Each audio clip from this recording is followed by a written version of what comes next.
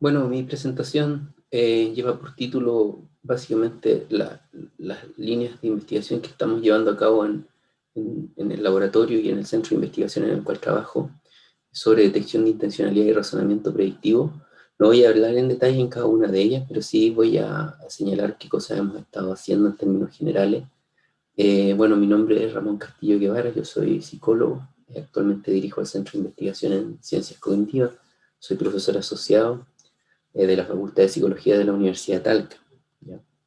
De profesión psicólogo, yo hice un doctorado en psicología experimental, anteriormente ya tenía un magíster en psicología clínica y mientras hice mi doctorado en psicología experimental también obtuve otro magíster en psicología, ¿no? Yo sistemáticamente he investigado sobre procesos de razonamiento y aprendizaje en humanos, focalizándome fundamentalmente en lo que es la detección de intencionalidad y cómo las personas van razonando con los estados mentales de los otros.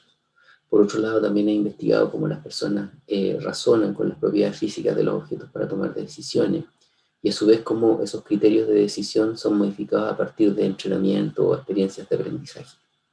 Las metodologías de investigación que yo uso son fundamentalmente de carácter experimental y los métodos de análisis que tiendo a usar fundamentalmente son lineales en su mayoría, pero también he usado técnicas de análisis no lineales, considerando la complementariedad que hay con este uso con esta técnica en particular.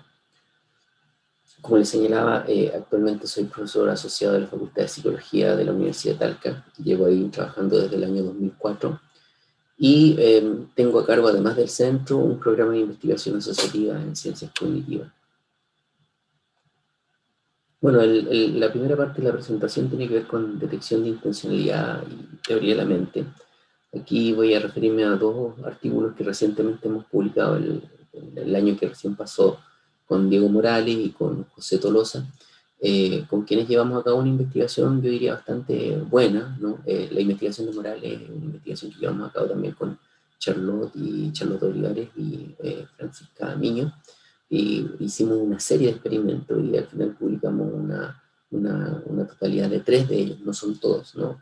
Es una línea todavía que estamos trabajando y pensamos prontamente enviar un segundo manuscrito a revisión, ¿no? Algo parecido ocurrió con el de Tolosa y Jean González del año 2020, que lo publicamos como un preprint, ¿no? Pero es interesante los resultados porque necesitamos simplemente incrementar el tamaño muestral para hacer estos hallazgos más publicados. El primero, como les dije, fue publicado en el Frontier in Psychology, ¿no? Se llama How do Object Shapes, Semantic Cues and Apparent Velocity Affect the Attribution of Intentionality of Figures with Different Types of Movement. Es justamente un título bastante descriptivo porque estudiamos cada una de estas variables, la forma del objeto, ciertas señales semánticas, la velocidad aparente y cómo esto eventualmente interactúa con la atribución de intencionalidad con figuras que explican 3 tipos de movimiento, ¿no? El tema del movimiento y la detección de intencionalidad es un tema bastante recurrente en la investigación científica, en psicología cognitiva, en ciencias cognitivas, en robótica y en otros ámbitos. Usualmente se hace esa pregunta, ¿no? ¿Hasta cuándo, hasta dónde los sujetos, los seres humanos somos capaces de atribuir intencionalidad? Aparentemente es una tendencia nuestra, un sesgo que tenemos a atribuir la intencionalidad a los objetos con los cuales interactuamos, particularmente cuando estos tienen ciertos tipos de movimiento. Y eso, en ese ámbito, nosotros comenzamos a trabajar. Nosotros partimos leyendo el trabajo de Abel, Jape y Fried, ¿no? Del año 2000, donde ellos tenían una tarea donde tenían una serie de figuras geométricas, en este caso triángulos que se desplazan con distintos tipos de movimiento, y lo que hemos visto es que estos tipos de movimientos se clasifican en 3 grandes grupos, ¿no? Movimiento con teoría de la mente, movimiento dirigido objetivo y movimiento aleatorio. Los dos primeros, movimiento dirigido objetivo y movimiento con teoría de la mente, se agrupa a su vez dentro de una categoría que se denomina movimiento biológico, ¿no? Ahora, hay una discusión recurrente en términos de qué tan estables son estos resultados, y la investigación demuestra que las personas cuando ven estas figuras desarrollando un movimiento de carácter dirigido a objetivos, le atribuyen intencionalidad, mayor intencionalidad que la que eventualmente uno le atribuiría a esos mismos objetos cuando están rebotando por simples leyes de causa y efecto. Pero lo más interesante es que dentro del grupo de movimiento biológico, cuando estos objetos desarrollan ciertos tipos de movimiento, la forma particular de cómo se despliega estos movimientos en relación al otro personaje, ¿no? Por ejemplo, se mueve de una forma particular el triángulo pequeño azul con respecto al triángulo grande rojo, las personas empiezan a atribuirle mucha más intencionalidad que cuando estos objetos desarrollan una actividad en conjunto. Por lo tanto, la gradiente es muy clara, el movimiento que usualmente se clasifica como movimiento teoría de la mente es mucho más, o se le atribuye mucha más intencionalidad que el movimiento dirigido objetivo, que sigue siendo movimiento biológico, y a su vez este tiene mucha más intencionalidad que el movimiento aleatorio, ¿no? Que es el movimiento que sigue ciertos principios de la física. Ahora, nosotros empezamos a leer harta investigación, en algunos casos bastante contradictoria, ¿no? Si la presencia o la ausencia de atributos humanos promueve que las personas le atribuyan mayor intencionalidad a los objetos, ¿no? También la forma como uno se refiere a los objetos. Uno puede decir, las figuras que están ahí, ¿no? Las figuras que están al lado izquierdo son figuras geométricas, abstractas. Las otras que están al lado derecho también son abstractas, pero son representaciones abstractas de seres humanos. Usualmente se les denominan stickman, ¿no? Hombres de palo. Bueno, las personas le atribuirán más intencionalidad a estas últimas figuras simplemente porque tienen rasgos o comparten algunos atributos que tienen los humanos. Uno tendería a pensar que sí, ¿no? Que la tendencia es atribuirle más intencionalidad. Bueno, la discusión no está tan clara, ¿no? Aparentemente cuando uno incorpora dimensiones humanas, empiezan a funcionar otro tipo de procesadores que eventualmente podrían estar compitiendo, ¿no? A la hora de atribuir la intencionalidad a estos objetos que tienen rasgos más humanos o antropomorfizados. Esa discusión la capturamos en el artículo y hicimos un experimento donde prácticamente los dos tipos de figuras, los triángulos y los stickman, desarrollaron el mismo tipo de movimiento y las personas tuvieron que ver el tipo de intencionalidad que se le atribuía. Nosotros siempre utilizamos los videos de Abel, Jape y Fried del año 2000, modificados con estas figuras geométricas. No sé si vamos a alcanzar a ver, no podemos ver las figuras, pero las figuras desarrollan cierto movimiento, y hay algunos de los tipos de movimientos. Las mismas figuras en formato stickman desarrollan el mismo movimiento a la misma velocidad. Y lo que nos interesaba a nosotros fundamentalmente era capturar la interacción que produce esta propiedad, ¿no? El tener atributos humanos con el tipo de movimiento. Nosotros hicimos el estudio, ¿no? Hicimos el estudio. Aquí ustedes tienen dos resultados muy parecidos entre sí, pero es importante aquí señalar que lo que hicimos. Nosotros hicimos a ver un grupo de personas, esto es un diseño mixto, ¿no? Un grupo ve triángulos, otro grupo ve stickman. Los triángulos son los que están aquí justamente con triángulos negros, y los stickman están con círculos y con líneas punteadas. Y es un diseño intrasujeto porque todos ven videos de movimiento con teoría de la mente, movimiento dirigido objetivo y movimiento aleatorio, ¿no? Entonces, las personas tienen que elaborar un relato, después ver los videos, esto lo escriben, y después lo que escriben es categorizado de acuerdo a una pauta, ¿no? Por jueces expertos. Los jueces expertos, dependiendo del relato, eventualmente consideran si el relato tiene más o menos intencionalidad. Ahora, lo que ustedes pueden observar ahí, ¿no? En una primera instancia, cuando hacemos un análisis de varianza mixto, que las personas tienden a atribuirle más intencionalidad a los triángulos, ¿no? A las figuras geométricas, que a las figuras humanizadas, en este caso los stickman, cuando desarrollan movimiento con teoría de la mente. Cuando desarrollan movimiento dirigido objetivo, no tienen más intencionalidad unos que otros. Y finalmente, cuando se trata de movimiento aleatorio, que el movimiento aleatorio provenga de figuras con rasgo humano, las personas tienden a asignar más intencionalidad que a las chicas. Entonces, vemos que los aspectos perceptuales interactúan. Ahora, nosotros hicimos un segundo análisis. Para cada relato contabilizamos cuántas veces las personas utilizaban sustantivos humanos. Por ejemplo, se referían al triángulo pequeño como el niño, ¿no? El niño o el el sujeto más chico, o el más chiquitito, el niño más chiquitito. Algunas personas hablan en esos términos cuando escriben su relato, se refieren a los triángulos como personas, y justamente controlamos ese efecto, porque era importante, porque unas figuras eran figuras humanas, por lo tanto nosotros suponíamos que tendían a promover el mayor uso de términos, verbos, adjetivos que hacen referencia a humanos que los triángulos. Controlamos ese efecto, ¿no?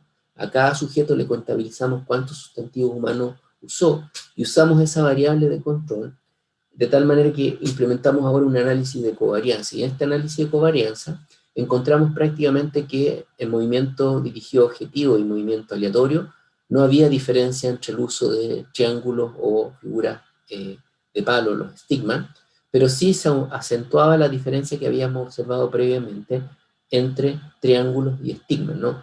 Las personas, cuando se controla el efecto del uso de sustantivos y se compara el nivel de intencionalidad que se le atribuye al video, ¿no? Las personas tienden a atribuirle más intencionalidad a la figura geométrica abstracta que a la figura humana estilizada, en este caso, que también es abstracta, aun cuando tiene más atributos humanos, contrario a lo que dicen algunos autores.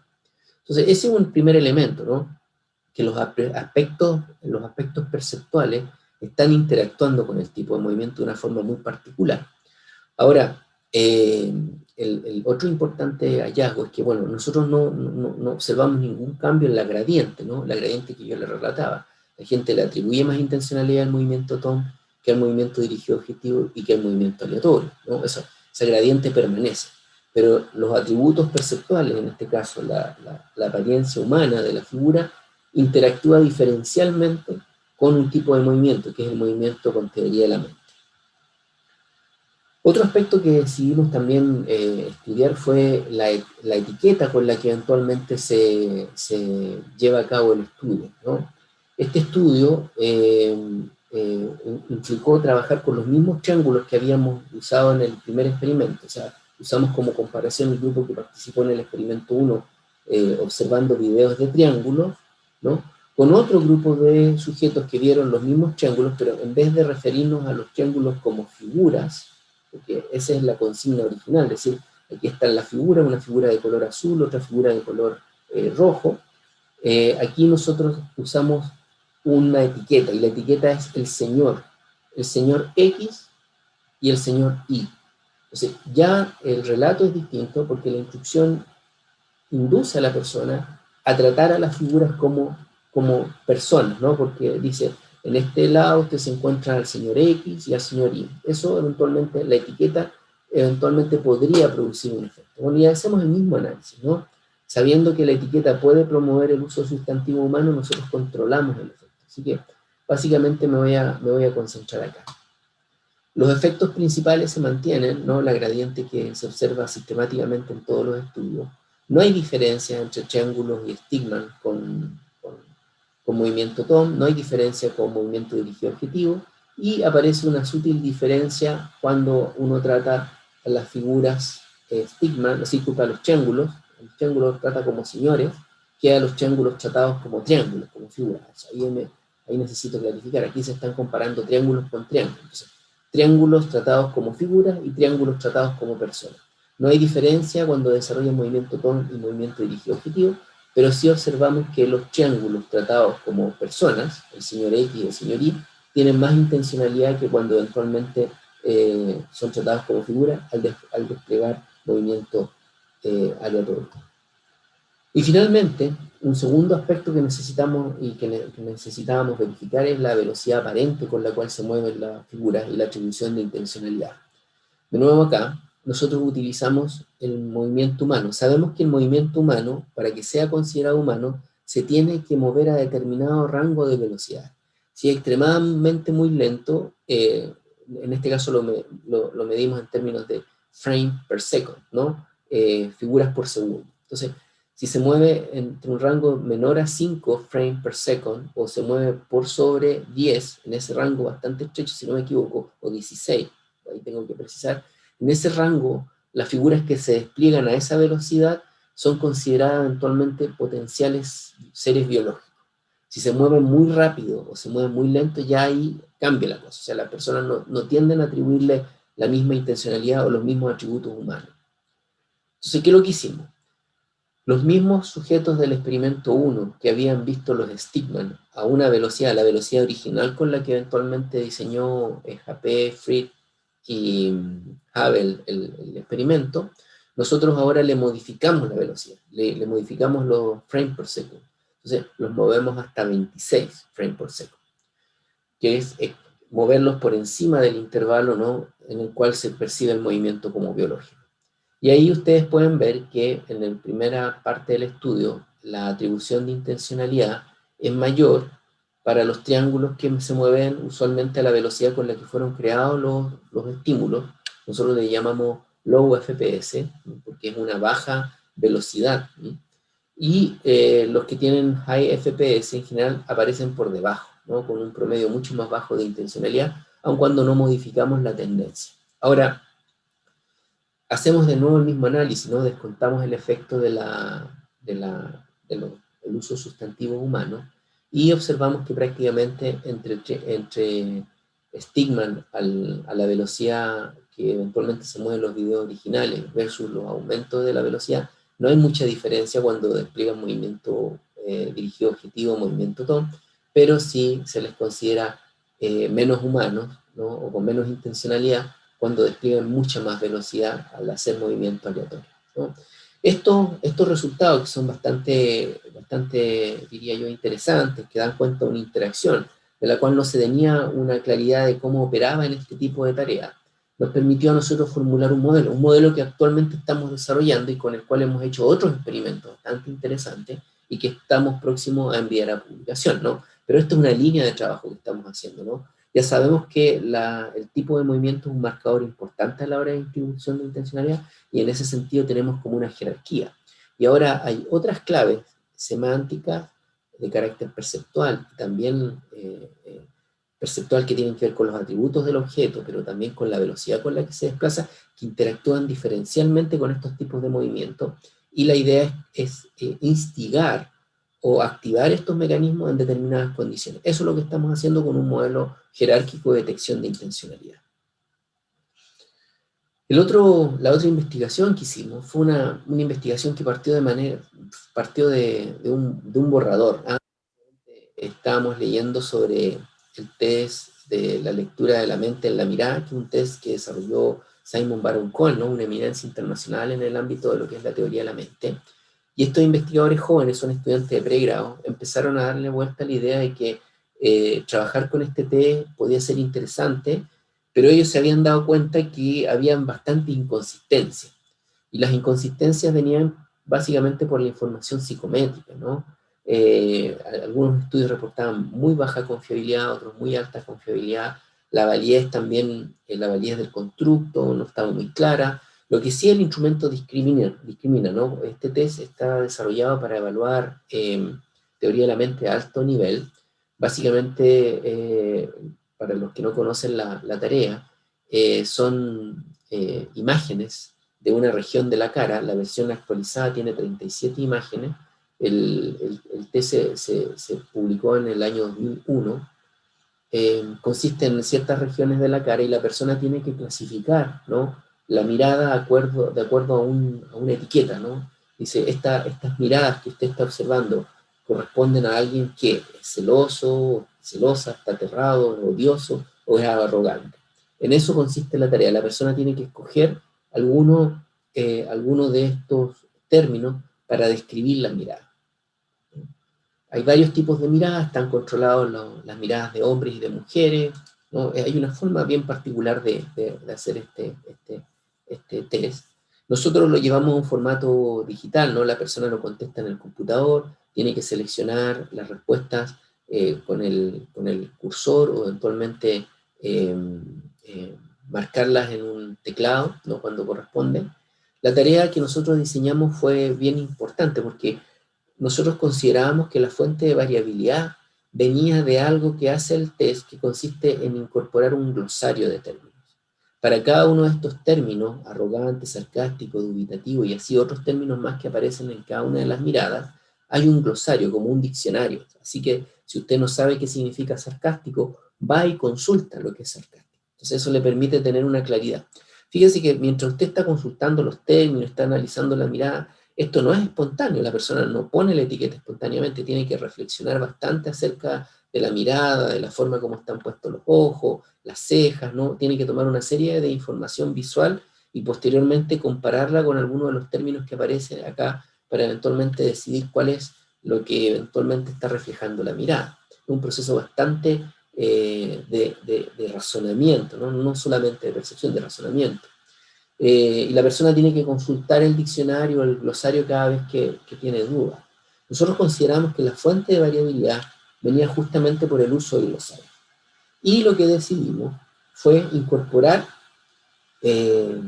hacer la tarea original antes y después de una tarea secundaria. O sea, le pasamos a las personas el test de las miradas con el glosario original, hicieron una tarea de relleno, una tarea secundaria, y después les volvimos a aplicar el test, ¿no? Con eso evaluamos la estabilidad temporal del test.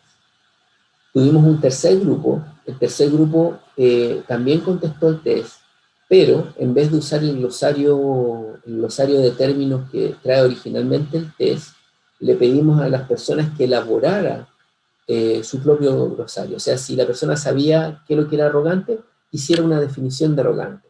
Y si no tenía muy claro lo que era el término, que lo googleara ahí mismo en el computador antes de partir.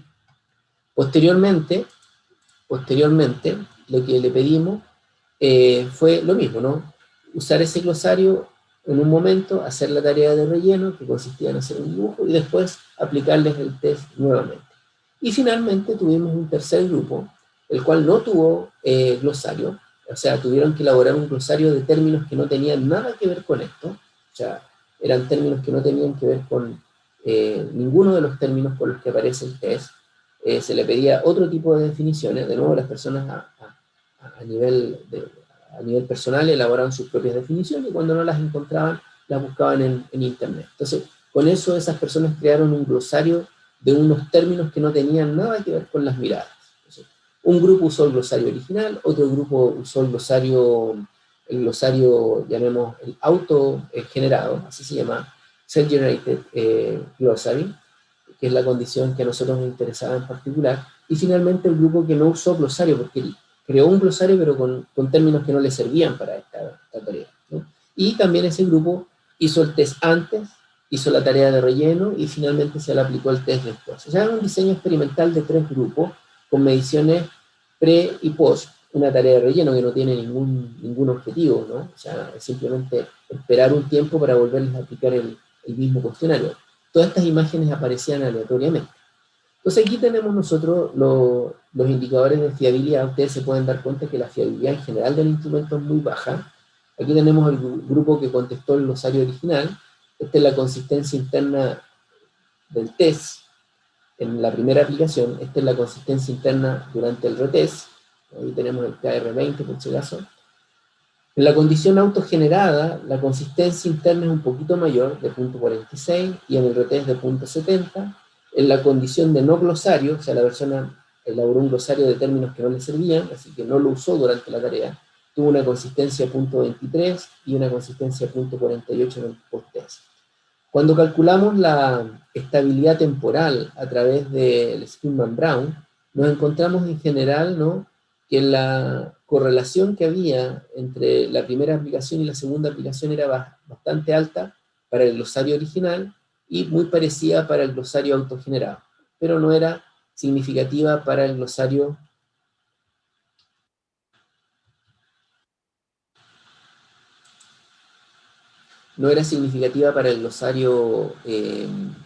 para la condición de no glosario, ¿no? Y calculamos también unos intervalos, que son unas medidas que a nosotros nos interesan particularmente, que tienen que ver con qué tan estables, se llaman los Blank-Allman plot, que son también medidas de confiabilidad para saber si las personas se mantenían en el mismo rango, ¿no? Y aquí tenemos los puntajes que vuelven a repetirse, y alejados están los grupos de personas que están teniendo puntajes que discrepan con respecto a la puntuación original. Por lo tanto, entre más cercana la diferencia sea, entre más cercana sea la diferencia a cero, es que son más consistentes las puntuaciones, y entre más se alejan es porque es mayor la diferencia, ¿no? Aquí tenemos la puntuación original y aquí tenemos las transformadas en un gráfico logarítmico. Todo nos hace pensar que, salvo algunos casos, ¿no? Un sujeto o dos sujetos aparecen con puntuaciones muy discrepantes y la mayoría está dentro de lo que uno esperaría como altamente consistente. Aquí está lo más interesante, ¿no? Que nosotros encontramos que las puntuaciones de la serie original con respecto a la aplicación del cuestionario del glosario autogenerado o la ausencia del glosario, prácticamente tenían los mismos puntajes, o sea, no hacía mejor a las personas tener un glosario, tanto en el retest como en el test. O sea, ustedes se dan cuenta que las puntuaciones son prácticamente las mismas, ¿no? Lo otro es que estos puntajes cercanos a 25 son muy parecidos a los puntajes que tienen otros estudiantes universitarios cuando contestan el cuestionario. Si ustedes comparan con estudios europeos, en Asia, en Estados Unidos, se van a encontrar con puntuaciones muy similares cuando este cuestionario lo contestan personas, entre comillas, universitarias, ¿no? Que podríamos decir tienen un nivel cultural, educacional mayor. Entonces, estábamos dentro del rango de los puntajes. Ahora, el uso del glosario original y el glosario autogenerado no se traducía en ningún efecto en términos del número de respuestas correctas. Entonces, prácticamente nosotros lo desecharíamos. Ahora, considerando en los tiempos de reacción o los tiempos que se demoraron ejecutando en promedio cada uno de los estímulos en términos de segundos, ustedes pueden ver que el original toma mucho más tiempo completarlo cuando uno lo aplica por primera vez que cuando uno lo aplica por segunda vez. Esa tendencia se ve en todos los casos. La gente se hace mucho más eficiente en responder cuando se hace la segunda aplicación, pero se demora sistemáticamente más con el glosario original, que obviamente no lo conoce, que cuando el glosario es hecho por sí mismo o incluso prácticamente lo mismo que cuando no usa glosario. Entonces ahí nosotros vemos que el uso del glosario autogenerado de alguna manera es mejor en términos de tiempo y en términos de número de respuestas correctas que el original. Y visto en perspectiva, ¿no? Uno diría que incluso el no usar el glosario incluso hace que uno sea igualmente eficiente en su respuesta y, no, y se demore prácticamente lo mismo que cuando uno usa el glosario autogenerado. Ahora, si uno vuelve a mirar los datos de fiabilidad, claramente la condición de la condición de glosario autogenerado es la que tiene mejores niveles de fiabilidad. No son los óptimos, pero dentro de las tres condiciones es la que tiene mejores niveles de fiabilidad. Por eso nosotros consideramos que si se llega a repetir este estudio con un mayor número de sujetos, probablemente nosotros volvamos a encontrar lo mismo y nosotros tendríamos que optar probablemente por una condición autogenerada si es que queremos usar este instrumento. Tenemos hartas dudas de lo que está midiendo el instrumento, sabemos que no es confiable, por lo tanto puede estar midiendo cualquier cosa. Entonces, en ese sentido, el estudio experimental que hicimos con este instrumento nos permitió hurguetear, ¿no? en algo que usualmente los clínicos no hacen, ¿no? Que es evaluar hasta qué punto la herramienta que están usando les permite realmente tomar decisiones. Cuando ustedes leen los estudios donde se comparan usualmente pacientes esquizofrénicos o pacientes con algún trastorno de espectro autista versus población normotípica, usualmente uno ve grandes discrepancias. O sea, la gente, entre comillas, con desarrollo normotípico tiene puntajes superiores a 25, entre 25 a 30, ¿no? Y la gente que tiene déficit algún déficit en la cognición social usualmente aparece con puntuaciones significativamente más bajas, ¿no? Aquí lo que nosotros demostramos es que el glosario da lo mismo, porque prácticamente todos tienen puntajes muy similares, y se demoran mucho menos, obviamente, cuando utilizan la condición, el glosario autogenerado o cuando no usan glosario, ¿no? Y el resultado es mucho más consistente y, entre comillas, más estable cuando usan el glosario autogenerado. Bueno, eso es lo que hemos estado haciendo en el laboratorio con el ámbito de la detección de intenciones y algo sobre teoría de la mente, ¿no? Eh,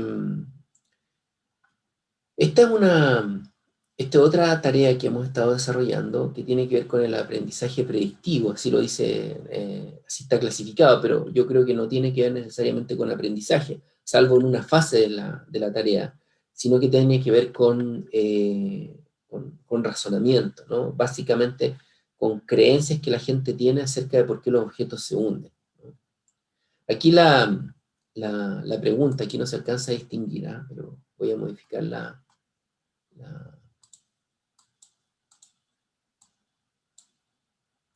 slide. La pregunta que nosotros le hacemos a las personas es cuál de los objetos se va a hundir más rápido o más lento, ¿no? Usualmente tenemos esas dos condiciones experimentales, which one will sink faster o which one will sink slower, ¿no? Usualmente esa es la pregunta que se le hace a las personas que contestan esta tarea. Y las personas lo que hacen es enfrentarse a dos frascos de aluminio, dos frascos con aluminio en su interior, ¿cómo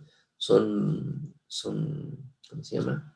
Discos de aluminio, todos del mismo tamaño y del mismo peso, y las personas tienen que predecir cuál de esos frascos se va a hundir. Usualmente las personas cuando hacen predicciones acerca del comportamiento de estos objetos, una vez que son soltados en un contenedor de agua, lo que nosotros sabemos es que las personas están pensando en el tamaño de los objetos o en el peso del objeto, pero rara vez toman en cuenta el criterio como la densidad, ¿no? Nosotros experimentalmente hemos manipulado el peso que le ponemos al interior de los frascos, el tamaño de los frascos, que tenemos tres tipos de tamaño, grande, mediano y pequeño, y los vamos llenando con discos de aluminio en su interior, y las personas tienen que hacer predicciones, ¿no? Tenemos distintos tipos de configuraciones. De cada configuración tenemos 18, en algunos casos 18, en otros tenemos una versión resumida de 12, que igualmente eficiente, y tenemos configuraciones donde modificamos solamente el tamaño y mantenemos constante el número de aluminio, como en la configuración small. Tenemos otra configuración donde mantenemos el tamaño idéntico, pero modificamos el peso al interior de los frascos. Esa condición es llamada heavy porque es el más pesado, el que se hunde más rápido. Y finalmente tenemos tres configuraciones donde modificamos el tamaño y modificamos el número de discos de aluminio. Y ahí la única forma de predecir correctamente es cuando uno tiene una idea más o menos clara de por qué los objetos se hunden y que tiene que ver con la densidad. Específicamente esta configuración denominada Small Light, ¿no? Donde el que se hunde más rápido si es que es lanzado en un contenedor con agua es este pequeño con un disco de aluminio versus este otro que es más grande y que tiene 3 discos de aluminio en su interior. Tenemos esta tarea donde las personas ven los frascos de aluminio, los aluminios al costado de los frascos, después aparecen los aluminios al interior del frasco y la persona tiene que hacer las predicciones, ¿no? Después eso aparece en el pretest. Después viene una fase de entrenamiento, esta es la fase como de aprendizaje, donde la persona tiene la posibilidad de ver estos dos frascos que han sido suspendidos o han sido soltados en un contenedor de agua y pueden observar que el más pequeño, en este caso que estaba al costado derecho, aparece en el fondo del contenedor y que el otro todavía está flotando, ¿no? Las personas pueden hacer estas predicciones, durante el entrenamiento reciben feedback, solamente ese es el feedback, y finalmente después tenemos un post-test, el post-test es parecido al pre-test, es prácticamente lo mismo, aparece en orden aleatorio, la gente tiene que hacer predicciones, ¿no? Aquí tenemos un patrón típico del resultado que nosotros ya lo hemos publicado en 2015, 2017. Este es el patrón típico que observamos en estudiantes universitarios, ¿no? Las personas, si dividimos el pre-test en dos segmentos, dividimos el entrenamiento en 4 segmentos y el post-test en 2 segmentos, ustedes pueden darse cuenta que las personas en esta configuración Small Light les va en general por debajo de lo que uno esperaría por azar, pero una vez cuando parte el entrenamiento rápidamente mejoran su desempeño. Esta otra que se denomina Small, donde el pequeño es el que se hunde más rápido, también no aparece con un desempeño muy óptimo durante el pretest, está por encima del azar, pero rápidamente mejora el desempeño cuando comienza el entrenamiento. Y lo otro que es llamativo es que esta otra, que usualmente nosotros clasificamos como la pesada grande, ¿no? Porque justamente esta es la que se hunde más rápido, esa pesada grande parten relativamente cercano al 100% de aciertos, pero cuando parte el entrenamiento, el desempeño baja, ¿no? Entonces, ese es como el sello característico de esta tarea de aprendizaje, porque las personas, como les digo, parten usando criterios distintos al de la densidad para tomar la decisión. Usualmente la gente se basa en criterios como el peso, el tamaño o ambos, pero nunca toma en cuenta cuánto espacio vacío en relación al tamaño relativo del objeto hay, ¿no? Porque eso es lo que nos está dando el criterio correcto para decidir, ¿no? Estas tareas son antiguas, vienen desde Piaget en los años 40, 50, si no me equivoco, ¿no?